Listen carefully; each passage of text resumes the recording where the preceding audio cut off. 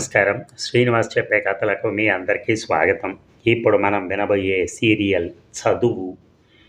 రచన కొడవటిగంటి కుటుంబరావు గారు. మరి 4వ భాగంలోకి వెళ్దామా?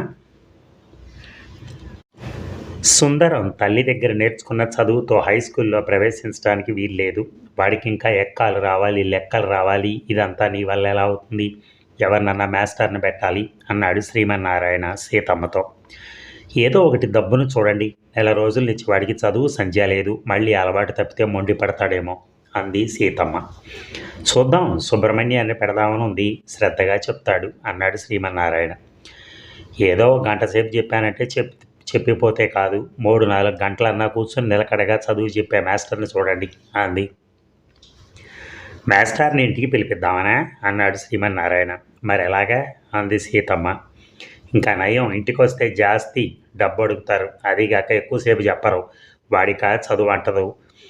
మరి సుందరం బడికి పోవాల్సిందే. రోజుకు 5-6 గంటల సేపు పిల్లలతో కలిసి చదువుకుంటే వాడికి ఏదన్నా అంటుతుంది చదువు. పిల్లలు ఒంటరిగా ఎన్నడూ చదువుకోరాదు, తెలిసిందా?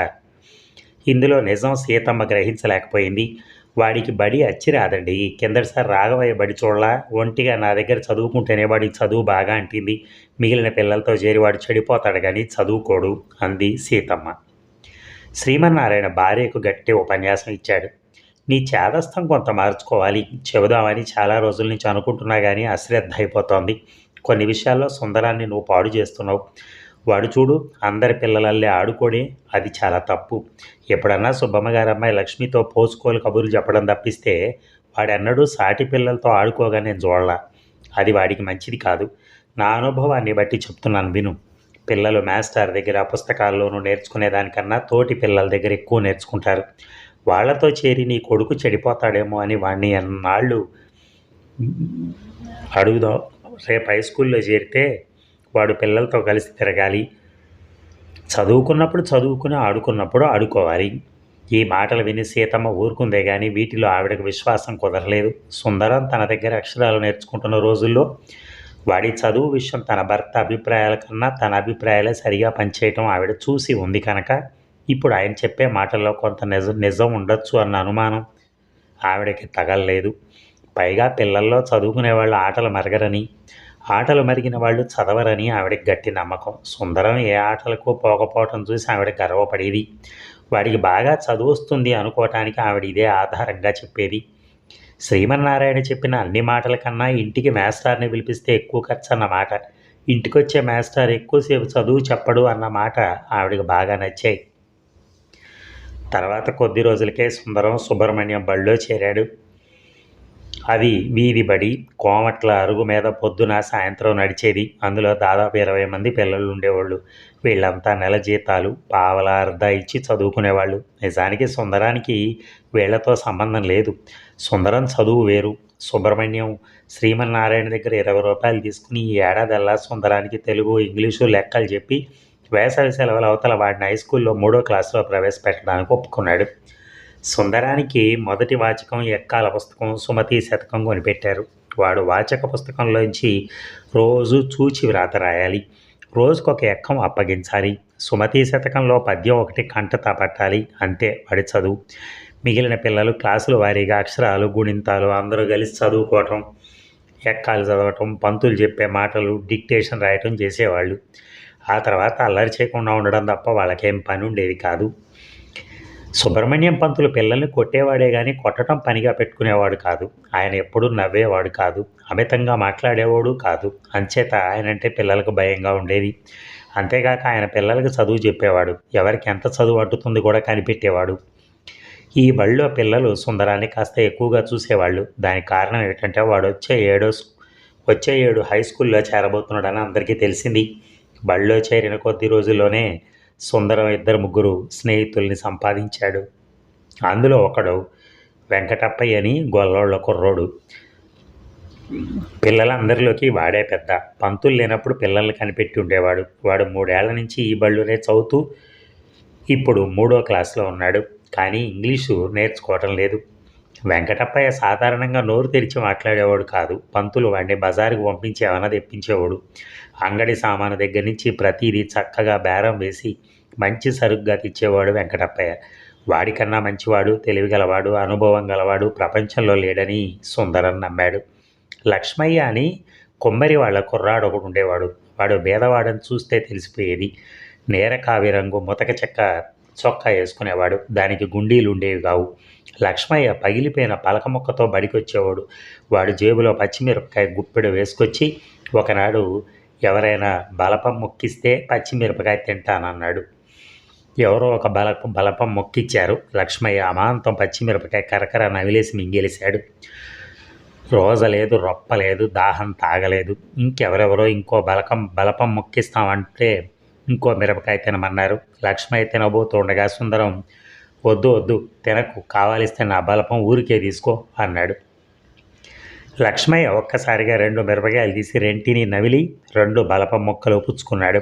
సుబ్బులు అని మరో కుర్రోడు ఉండేవాడు.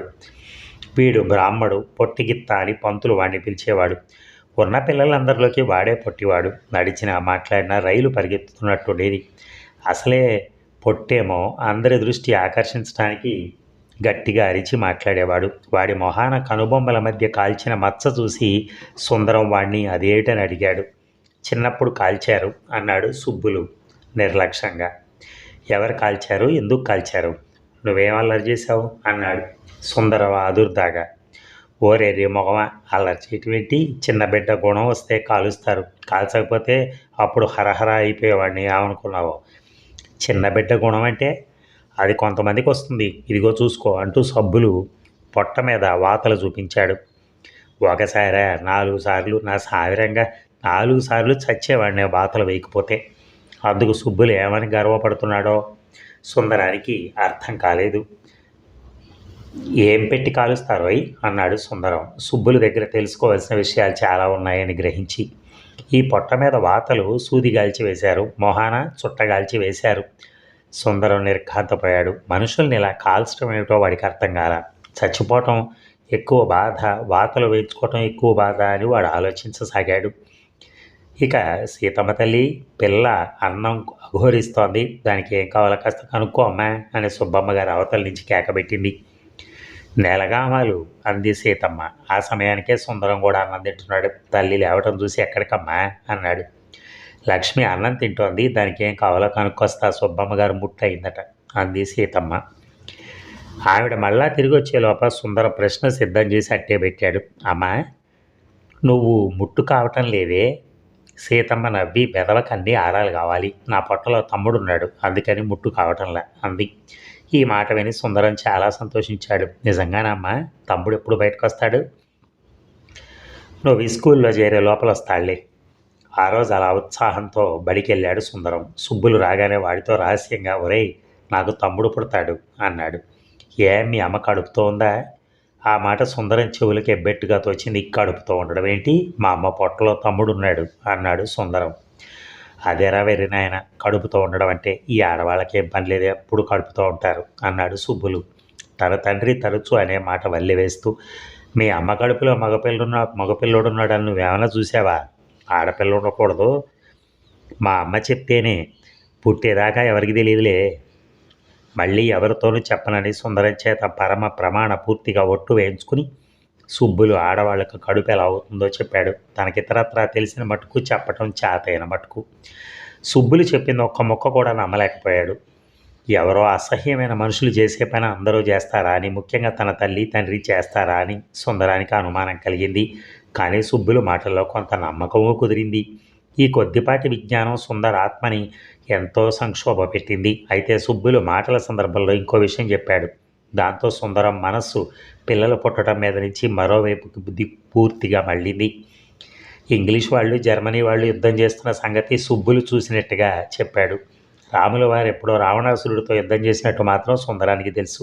ఇప్పుడు కూడా యుద్ధాలు జరుగుతాయని సుందరానికి తట్టలేదు. జర్మనీ వాళ్ళు భలే ముండా కొడుకుల్లే, ఇంగ్లీష్ వాళ్ళ దగ్గర ఒక బంగారం కొండ ఉంది అన్నాడు సుబ్బులు. కొండంత బంగారమే అన్నాడు సుందరం.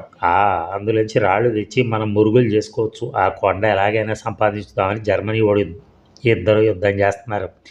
ఎవరు గెలిస్తే బంగారం కొండ వాళ్ళకి వస్తుంది, ఇంగ్లీష్ వాళ్ళు ఓడిపోతే మనకు పేడ వదులుతుందని మా నాన్న చెప్పాడు అన్నాడు సుబ్బులు. వాళ్ళ నాన్న చెప్పిన దానికి తబాబతుండటానికి వీలు లేనట్టు.